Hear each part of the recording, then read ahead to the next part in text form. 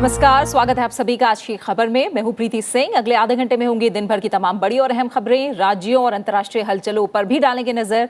आइए शुरुआत करते हैं हेडलाइंस के साथ।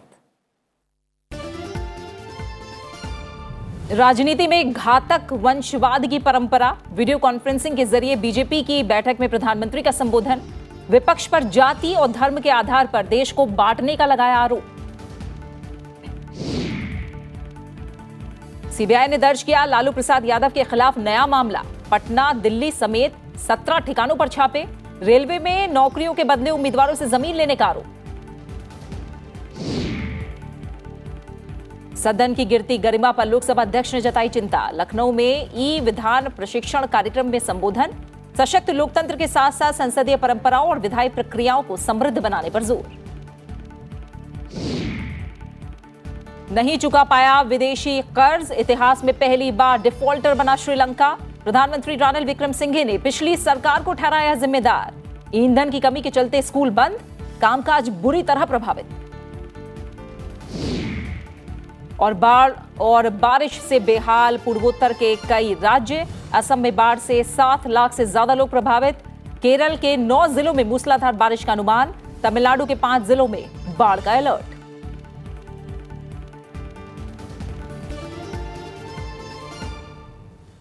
हेडलाइंस के बाद वो खबरें जो दिन भर सुर्खियों में रहीं। कांग्रेस नेता नवजोत सिंह सिद्धू ने 1988 के रोड रेज मामले में सुप्रीम कोर्ट की 1 साल के सश्रम कारावास की सजा सुनाए जाने के एक दिन बाद आत्मसमर्पण कर दिया। रोड रेज की घटना में 65 वर्षीय बुजुर्ग की मौत हो गई थी।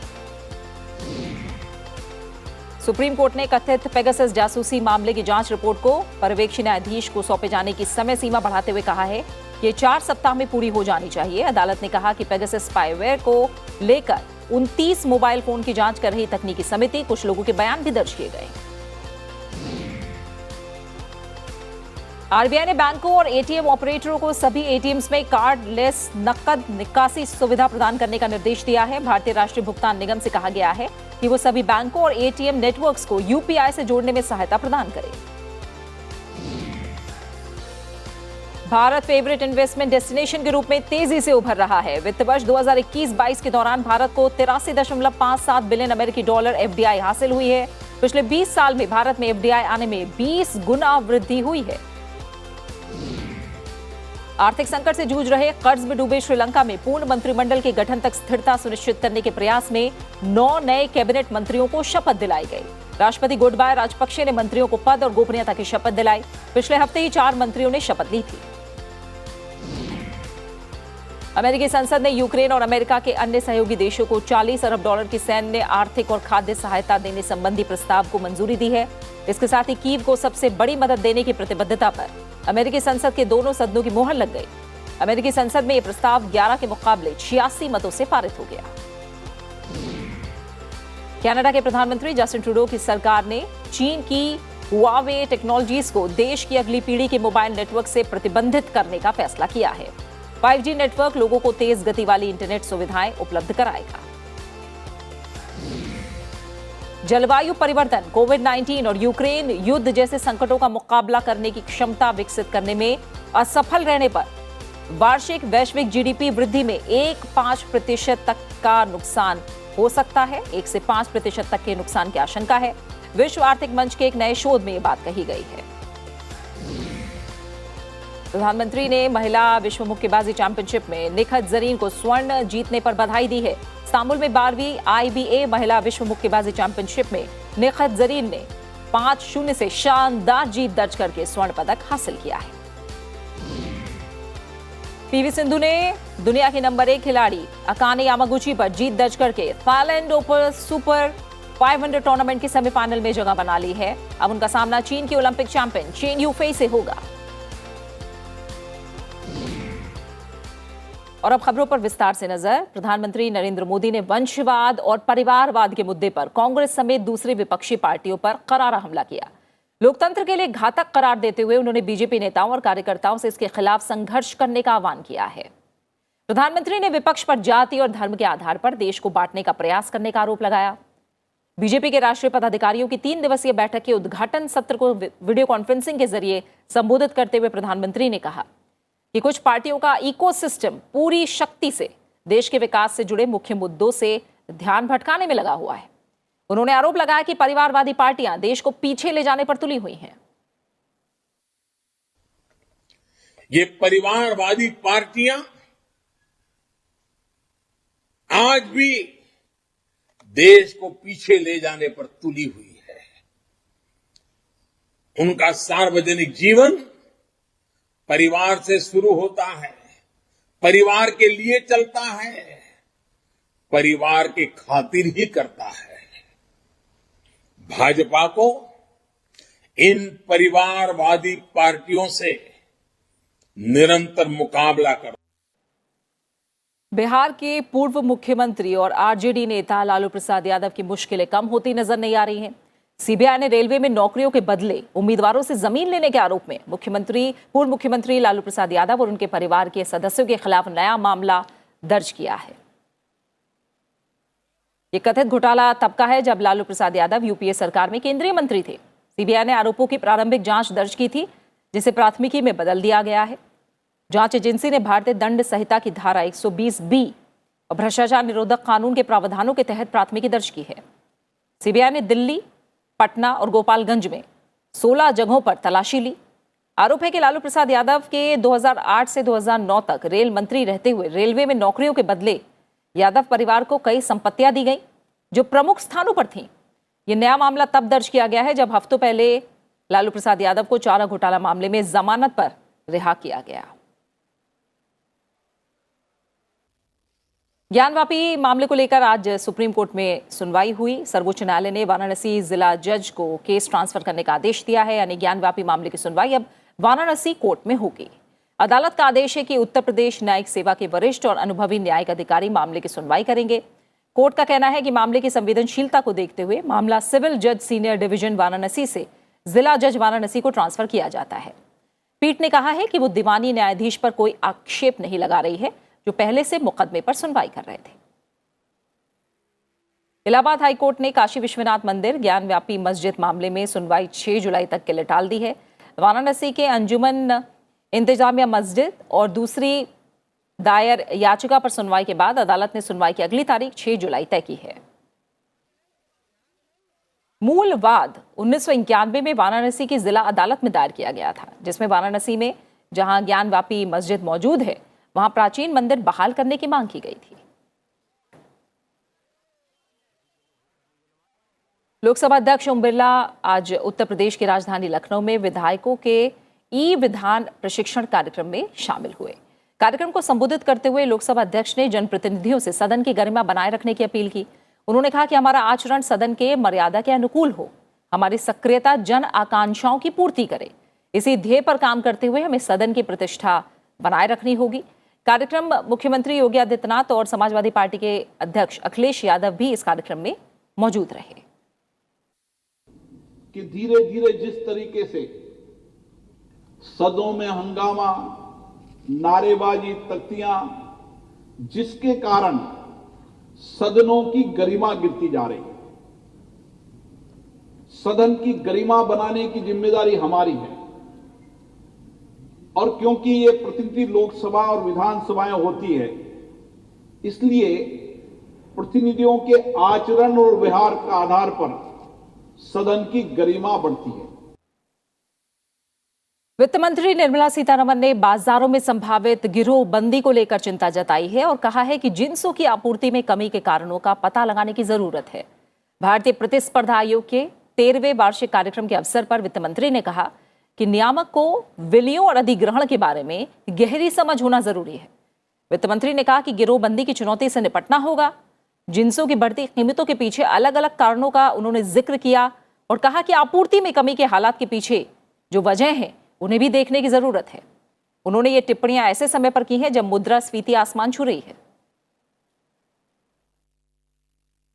आरबीआई के वित्त वर्ष 2021-22 के लिए सरकार को 30,307 करोड़ रुपए का लाभांश देने के प्रस्ताव को मंजूरी दी है।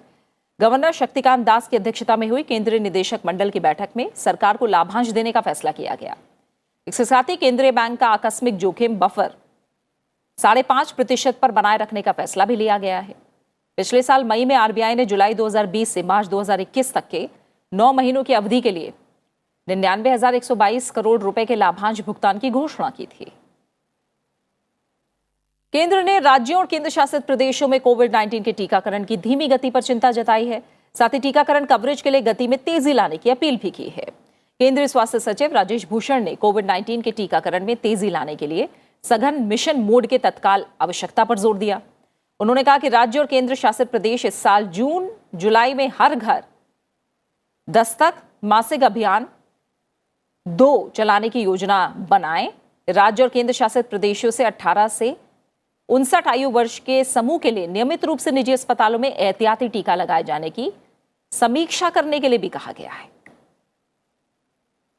कृषि मंत्रालय ने वर्ष 2021-22 के लिए प्रमुख फसलों की पैदावार का तीसरा अग्रिम आकलन जारी किया है।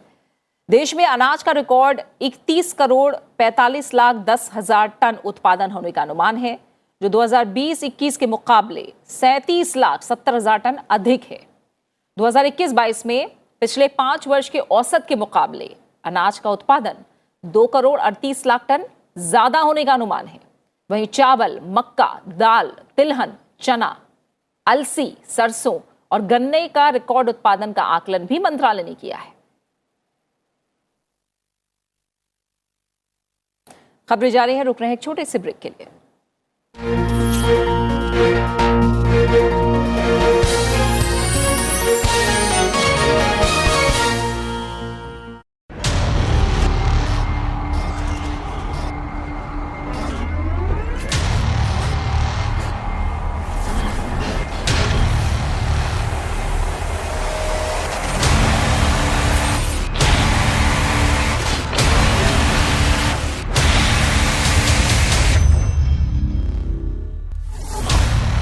Watch our special presentation in The Defenders only on Sunset TV.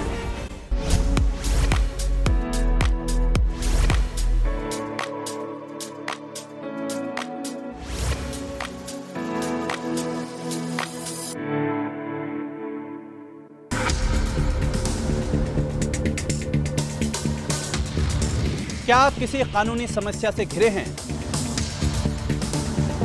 नहीं पता क्या करें?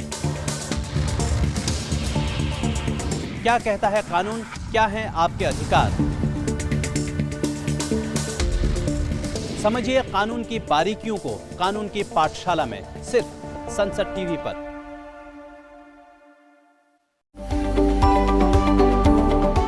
We all know the importance of good health, but often we don't know how to achieve it. There's plenty of information available, but again, we don't know what is right and what is wrong.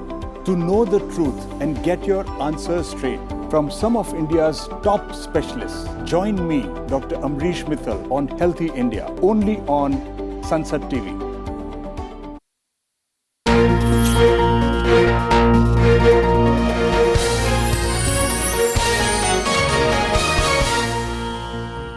Break के बाद आपका स्वागत है और आगे बढ़ते हैं, बात करते हैं राज्यों से जुड़ी तमाम बड़ी खबरों की।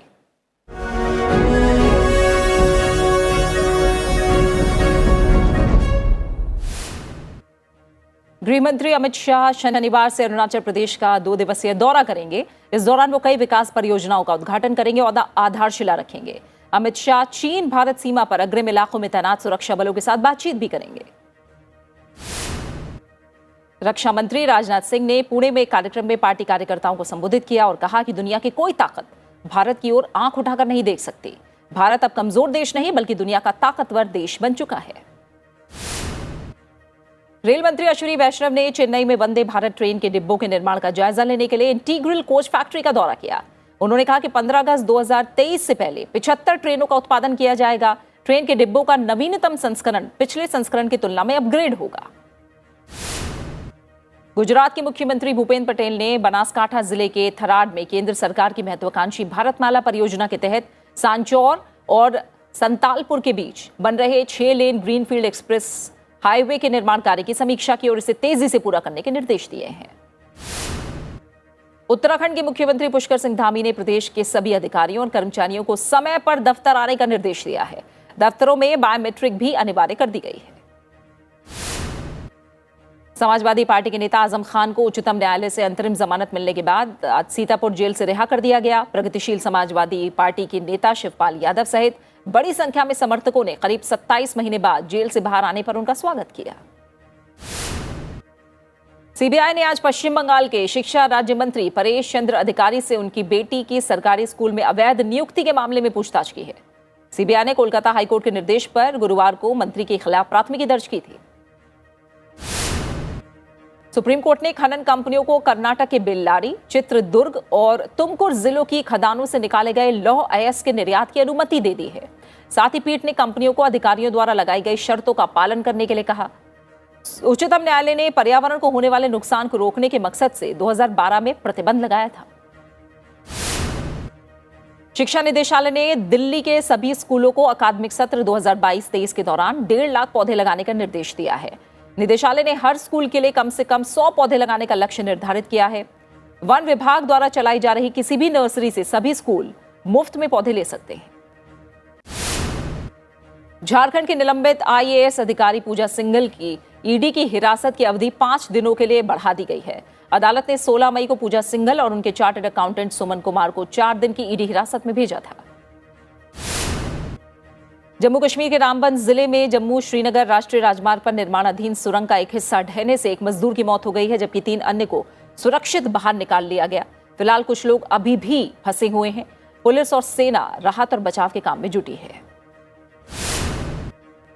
जम्मू कश्मीर के कुपवाड़ा जिले के तंगधार सेक्टर में नियंत्रण रेखा पर सुरक्षा बलों ने एक आतंकवादी को मार गिराया और घुसपैठ की कोशिश को नाकाम कर दिया। अन्य आतंकवादियों की तलाश में अभियान जारी है।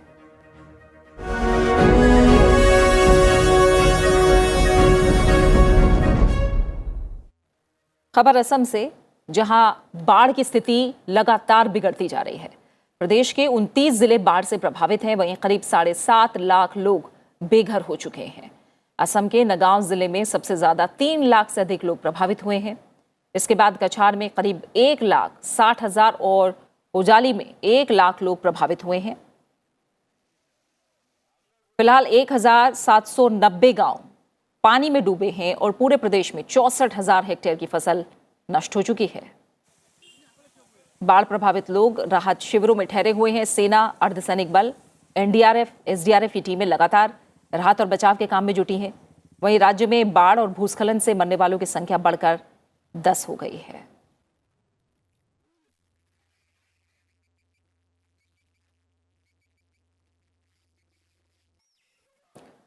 और फिलहाल हम ज़्यादा अपडेट लेंगे कि असम में आखिर बाढ़ को लेकर हालात क्या हैं और किस तरह का काम चल रहा है राहत और बचाव को लेकर। हितेंद्र पाल सिंह कंधारी हमारे साथ जुड़े हुए हैं, जो कि कमांडेंट है असम एनडीआरएफ यूनिट के। शुक्रिया कंधारी साहब हमारे साथ जुड़ने के लिए। फिलहाल 29 जिले असम के बुरी तरह बाढ़ से प्रभावित हैं। हम जान रहे हैं कि स्थिति काफ़ी गंभीर असम में बनी हुई है। ऐसे में किस तरह की चुनौतियां और किस तरह की तैयारी राहत और बचाव के काम को लेकर? भारी बारिश के चलते बाढ़ की स्थिति बनी हुई है और बाढ़ प्रभावित इलाकों में राहत और आपदा प्रबंधन का काम चल रहा है जी। इसमें स्टेट एडमिनिस्ट्रेशन के साथ साथ एनडीआरएफ, एसडीआरएफ और बाकी एजेंसीज भी जुड़ी हुई हैं जो कि राहत का कार्य कर रहे हैं। और इसमें बाढ़ पीड़ित लोगों को रेस्क्यू करके उनको राहत शिविरों तक पहुंचाया जा रहा है। बाढ़ पीड़ित लोगों को जो इलाके कटफट गए हैं, जहां रोड या रेल नेटवर्क को क्षति पहुंची है, वहां पर लोगों को राहत सामग्री पहुंचाई जा रही है। और इसके सिवा जो बीमार या घायल लोग हैं उनको मेडिकल फर्स्ट एड देने का काम भी किया जा रहा है और उसके बाद उनको चिकित्सा केंद्रों में पहुंचाया जा रहा है। जी कंधारी जी, क्या आप बता पाएंगे कि आगे आप लोगों को किस तरह की इंफॉर्मेशन है? क्या हालात और ज्यादा बिगड़ सकते हैं? क्या उसको लेकर तैयारी है? जो मेट्रोलॉजिकल डिपार्टमेंट है वहां से हमें बाढ़ की वर्षा की स्थिति का रिपोर्ट मिलता है, तो उसके ही हिसाब से हम लोग काम करते हैं।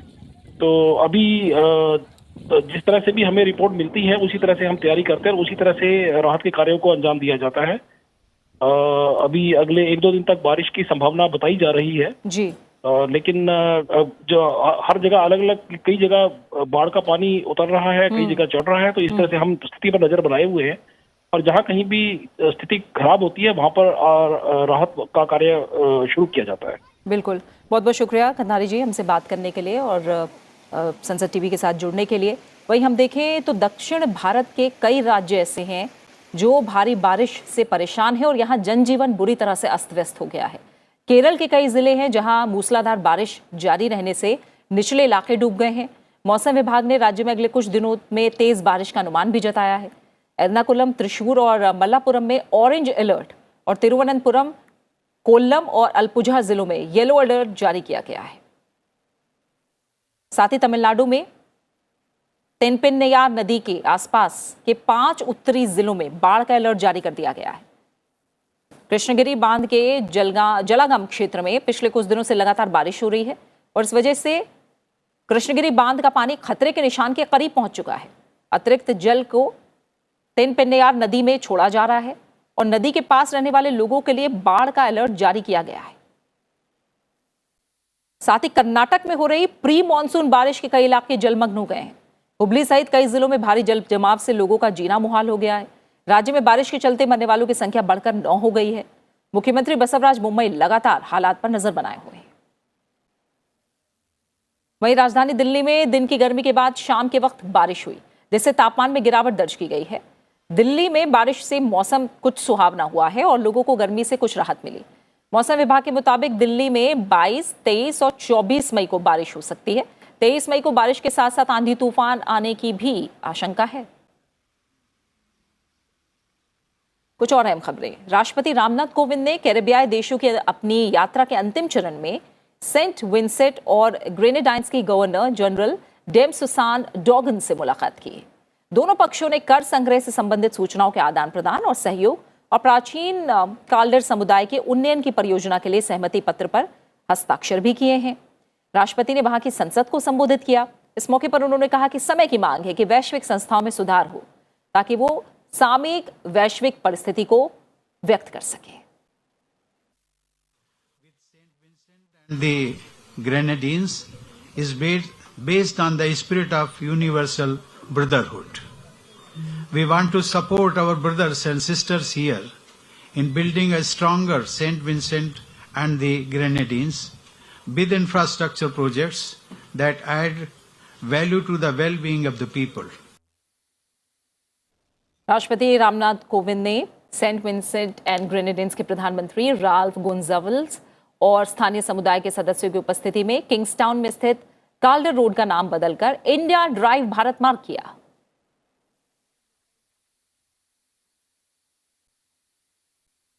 खबरें अंतर्राष्ट्रीय जगत से।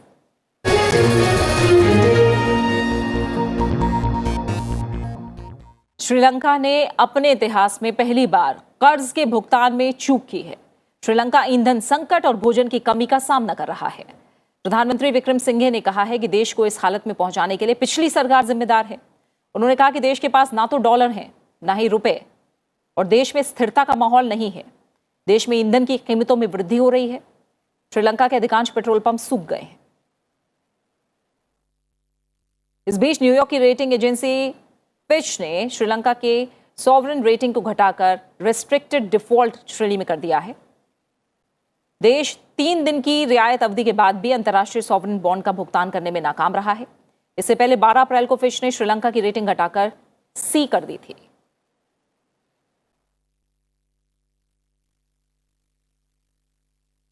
और इसी के साथ फिलहाल इस बुलेटिन में इतना ही। जाते जाते आपको छोड़ जाते हैं हिमाचल प्रदेश की लोक संस्कृति की कुछ तस्वीरों के साथ। आप देखिए झलकियां और अपना अच्छे से ख्याल रखिए। मुझे दीजिए इजाजत। नमस्कार।